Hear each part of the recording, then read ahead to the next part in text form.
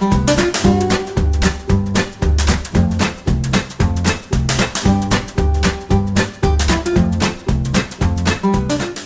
morning, everybody. Welcome back to another edition of Crafting and Crime Daily.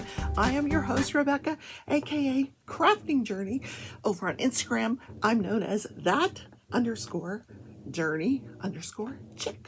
Check that out. I don't post there a lot, but every now and then I'll put my works in progress, whips, on pictures of that up on Instagram. So, how was your Monday? Mine was long. I'm still on the other time schedule. You know what? Being retired, it is so difficult to get used to the idea that you don't have to do anything at a certain time. You don't have to be anywhere at a certain time.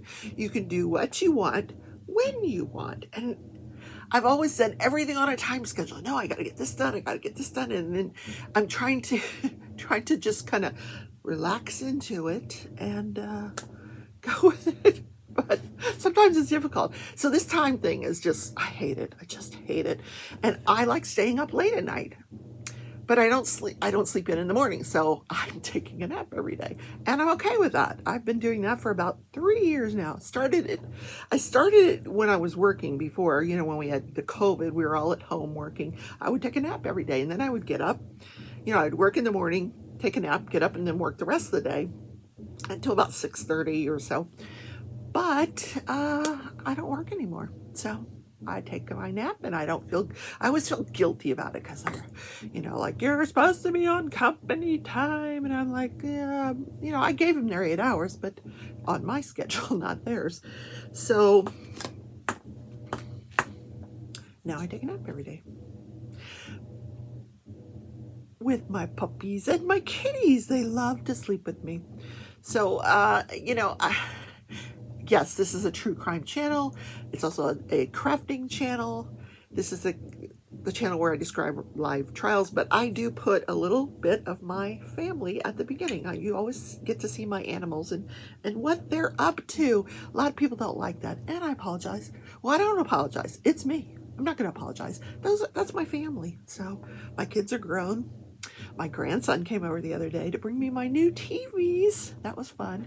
So I am currently covering the live trial of Michael Keatley. I'm also covering a case out in the UK, Lucy Letby, but you'll hear more of that on the Saturday edition. So today we're going to cover what happened on day 6 in the Michael Keatley trial. So yesterday we heard from a woman that trying to think how she described their relationship. They met doing karaoke. Apparently there was a group of people in Tampa. I need to pour these drills up. There's a group of people in Tampa that they just go from karaoke to karaoke place. And, Michael was amongst this group, and so was she. So she met him. One night she was sitting at one of these karaoke bars, and she said the name of it. I don't remember. And the DJ said something about Michael walked in the door, and the DJ played a loud boom and introduced Michael. And he must be a really good karaoke person. So she asked her friend, what is that all about? And so her friend said, well, he was robbed at gunpoint and they shot him. And so it's kind of a joke, boom. So then she met him later that night and, started talking to him and asking him about it. And he told her about the robbery. And so they became friends. She said friends. Now, later on, she says at some point it became romantic, but she wouldn't say she was his girlfriend, although it sounded like she spent an awful lot of time at his house and had even met his parents. So I don't know, but she didn't want to put a label on whatever it was that they had between them. But this was it was the summer of 2010 when they started their relationship. It lasted 4 months. So the murders in this case happened on Thanksgiving morning of 2010. So she said it was before July that they met. So July, August, September, October. So they must have been broken up by the time the murders happened. Yeah, they weren't together again at that time. So she described that when she had seen him before that first night that they actually met, she had seen him before. And when she had seen him before, she described him as kind of disheveled and not well kept. But this particular night, he was very well dressed and well kept, and he had put on some weight. So she was like, hey, I don't get to know this guy. So she said she never noticed that he had a limp. Didn't notice it. Now, this is all on direct examination by the state attorney. I need to be diamond painting. What color am I diamond painting? Let's see. Oh, Z's. Z's. Okay, so yeah. She did not notice any awkwardness with his hands. Now, here's what I'm thinking. You know how you get to know somebody and after a while you just look past their flaws? So I'm thinking he had flaws that she just, after you get to know them, you don't really notice their flaws. So maybe she just forgot about them. I don't know. So she did say that she spent time at his house. She saw where he slept. Okay. And then he had at least 2 handguns, and that she did not see any issues that he had using those handguns. He would take her out on the property. At least a couple of times he took her out on the property, asked her if she wanted to shoot. She's like, no, no. She says, apparently, she says she's very familiar with guns, but she doesn't like shooting the guns because of the knockback that they have, the kickback, because she's very small. So she said she shot it once or twice, and they were shooting into a vehicle on the property. So he had no issues with his hand. That's what she said, shooting this gun. There was one time that they went to a gun show together, and he purchased, God, what did she call it? I forget what she called it, but it was an attachment that would go on a .22 shotgun that he had. And she described this shotgun as being small barrel, like a mini type of a shotgun. And the thing looks circular, and it goes on. It's an attachment that goes on the gun. I don't know if this is. I don't know what the purpose is. I don't know what it was, but the state attorney had a picture of it. I guess they found it when they searched his property, and they took a picture of it. I don't know what it does, but she said that's the purchase that he made at this gun show. I don't know if it's an attachment that helps him shoot the gun. I'm not sure. Maybe we'll hear more about that during the closing argument. So she said she was present when he tried out this attachment on the rifle. So then on cross-examination, she had to admit that during her previous testimony, she had noticed that he had a limp. And she had noticed that he had problems with his right arm or his right hand. So I think by now she was probably just looking past. She said after they broke up, she actually, after a few months, she tried to get back together with him, sending him text messages and stuff, and he just didn't want to get back together with her. So I don't know if that insinuated, if the insinuation is that maybe she's testifying about all this to get back at him for breaking up with her. I don't know. But she, very into karaoke, both of them. And in fact, they called it crackioke. I like karaoke too. It's fun. I do it at the craft retreats with some of my friends, and it is fun. I was singing I've Got Friends in Low Places, Garth Brooks, my favorite karaoke song. Anyway, blame it all on my roots. I showed up in boots and ruined your black tie affair. Okay, I won't sing the whole song. I love that song. Anyway, so it's a weird day in court. There was a long argument that morning about whether the state attorney's expert on, I don't think it was a cell phone. No, on the computer extraction could be redeposed by the defense because they had provided an updated report. So the defense was trying to, or the state attorney was trying to explain to the judge why they didn't think that it needed, the expert did not need to be redeposed. It wasn't new information. She tried to explain that what the information was, that she took the data and she extracted certain data from that data that she wanted, the state attorney, and that was put into a new report. And so the defense says, well, I want to redepose the expert. So I believe at the end of it was long. It was really long because anytime this defense gets up, these two male defense attorneys, they are long-winded, persuasive, but long-winded. And this judge is really paying attention. He really does listen. He hears them out, but then he has questions. And then at one point, the state attorney is she's using a jelly bean analogy. And she's like, Judge, it's like when you have some jelly beans in a jar and you pick out all the red ones. That's what we did.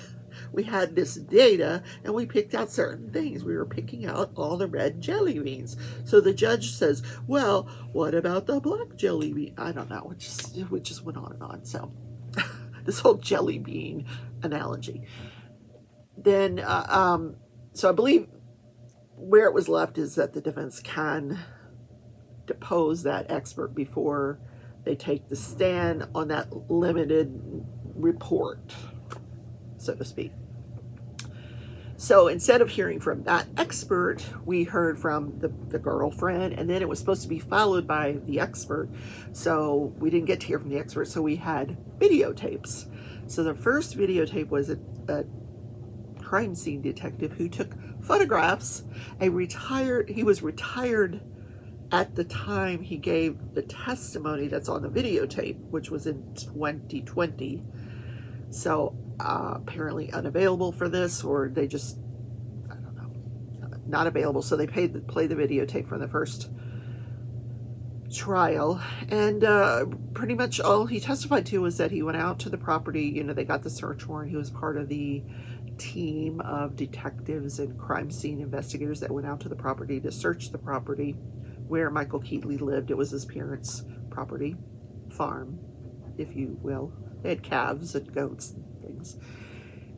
He photographed the far end of the property where there was all of these vehicles, like a little junkyard full of cars, where this is apparently where Michael Keatley would take his friends and they would go out and shoot the cars. Target practice on the cars. Is there some thrill in that? I don't know.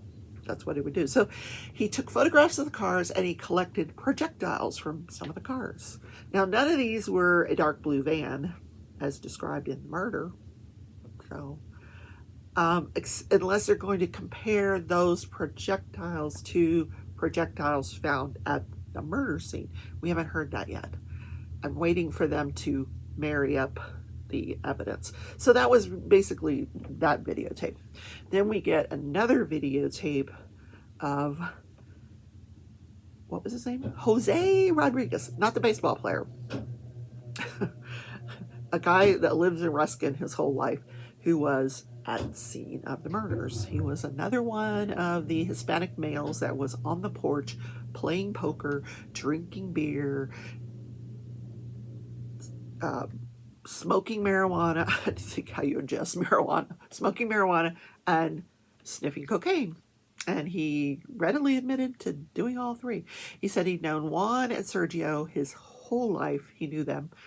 The reason he was there is that his longtime girlfriend slash partner, they're not married, but he calls her his wife, lives there. So he was living there with the Lucas family. She was one of the Lucases, the sister of Walter and Daniel, I believe, who were other people that were at the scene of the murders.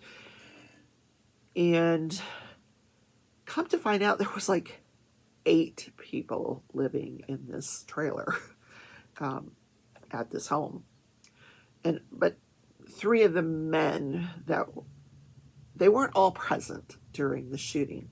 I believe Walter and Daniel had gone inside the house and gone to bed.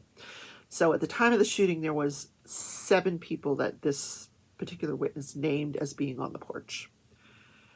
And he said that he was on the porch. He was sitting in a chair facing the road. And he did admit that, yes, this was very dark. And yeah, it was dark. The porch was well lit, but the road area was very, where the cars were parked and the road area was very dark. Now, if you've ever sat in a dark, like when you go camping or something, and it's well lit where you are, but beyond that, because you're in under this bright lights, everything you see beyond you is very, very dark. So I challenge you to make out who you're seeing. I also challenge you to drink as much beer as this guy had drank, smoke pot, do cocaine, and then identify a murderer. Yeah, good luck. Oh, I couldn't do it. First of all, I would be passed out on the floor after one beer. But anyway, so he indicated that he was scheduled to work half a day on Thanksgiving. He doesn't say what he does for a living. This was Wednesday night going into Thanksgiving morning. They were out playing poker, smoking, drinking, doing drugs. And I said he was sitting, he was facing the road, and he had seen a vehicle drive by slowly, 5 miles an hour, he said. And he described it as a minivan that was darkish green. Okay. And it kept going. And then he said 3 to 4 minutes later, it comes back and it stops. And he described a male that gets out of this car, out of the driver's side of this car, and starts coming towards the porch. Now he says he couldn't make out who it was at this point when he's getting out of the vehicle and approaching the porch.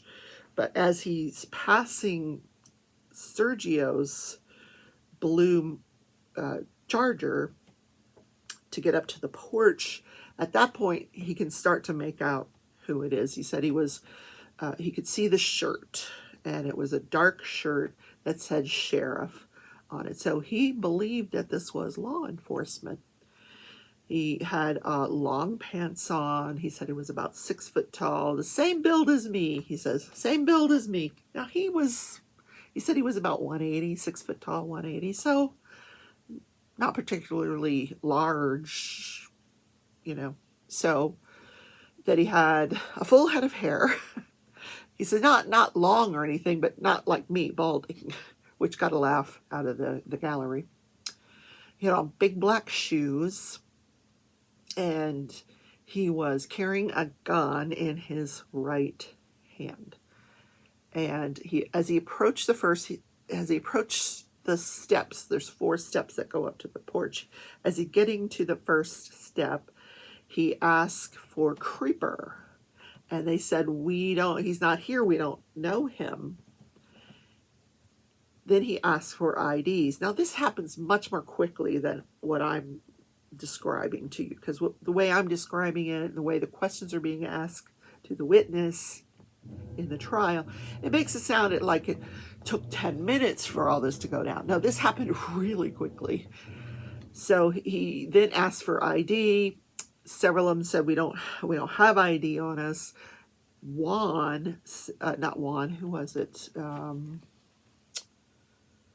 Juan said, mine is in my vehicle, can I go get it? And he said, no, everybody lay down. So they all laid down, and they were facing the house. Now, I don't know what that means, facing the house, when you're laying down. I don't know if that means your head was towards the house, or they were laying down looking at I don't know what that meant, facing the house.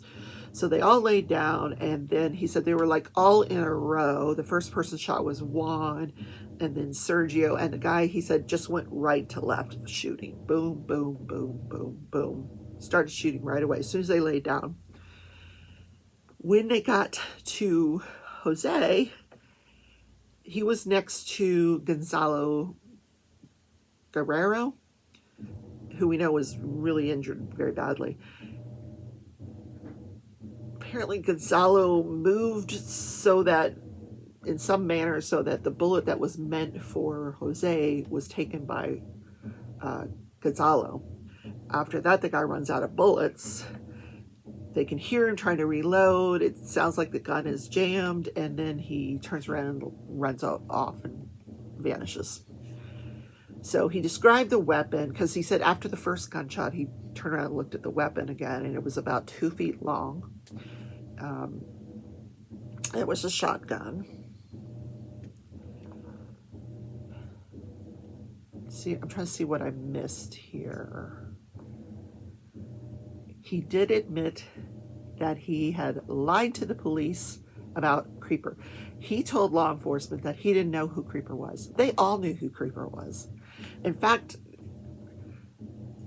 just from what I'm hearing in the courtroom, that not through the testimony, but from some of the sidebars and some of the back and forth between the lawyers and the judges, sounds like this Creeper guy was head of a gang.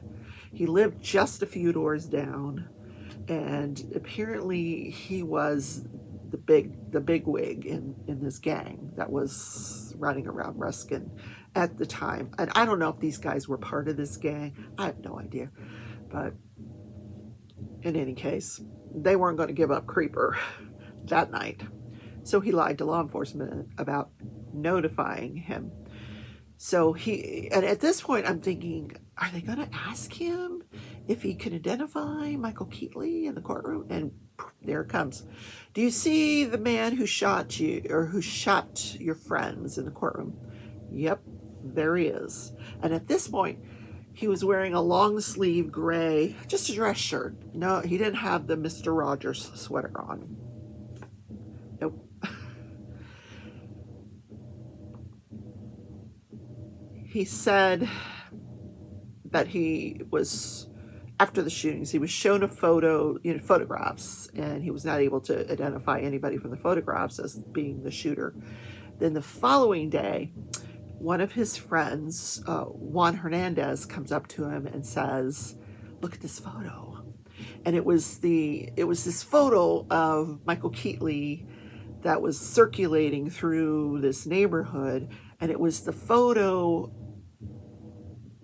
that was on, like, at the AutoZone where they were collecting money. You know how they put it on a jar, help this person out, and there's a photo of him and talks about his robbery and people would donate money. This is the photo that is circulating, and it's going from person to, it's being forwarded from first person to person to person to person.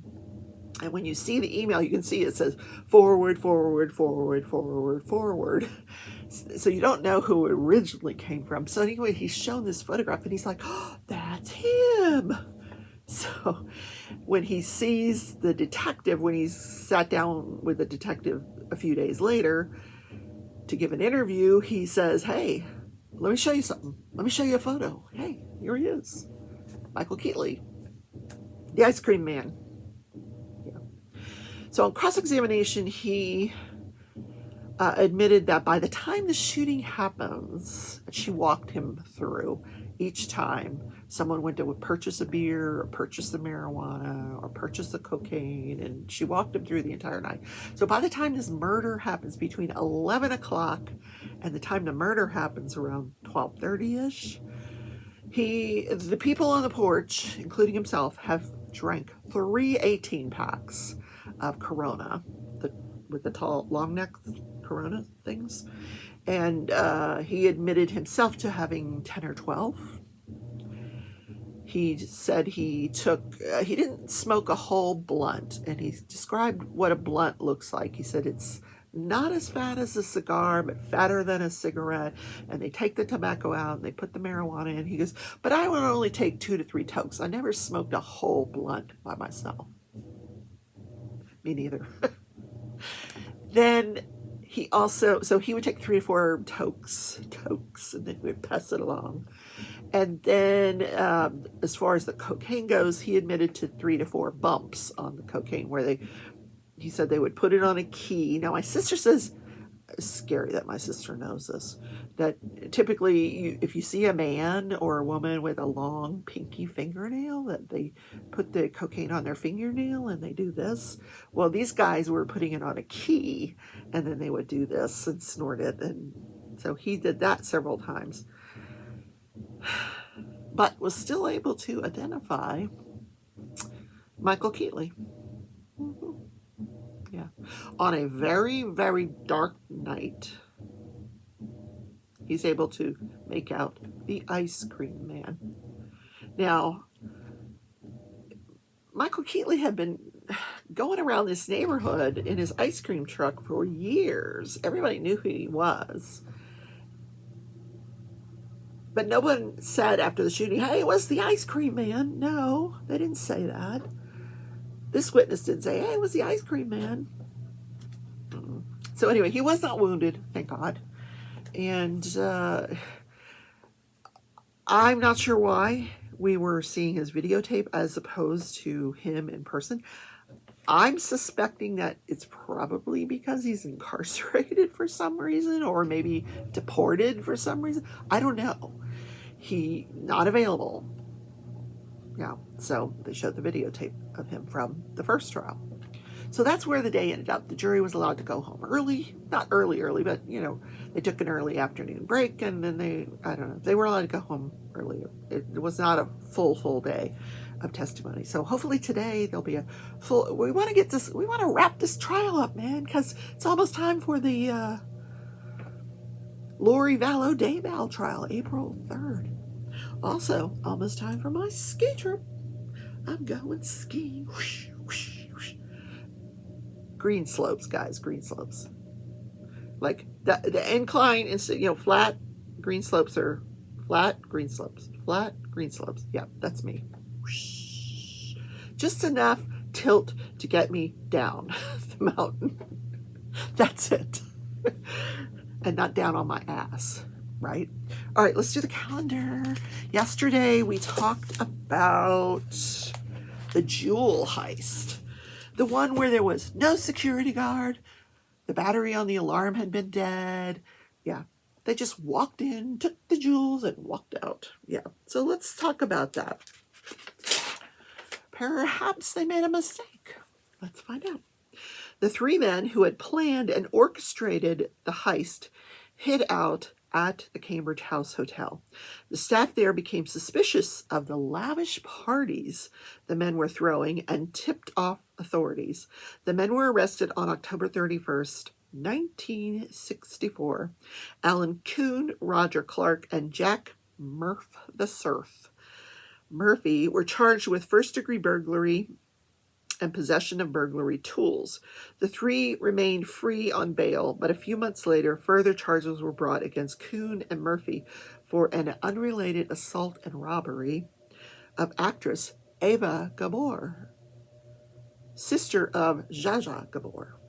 Now we're really dating ourselves. I was only 4 years old at the time. Holy moly.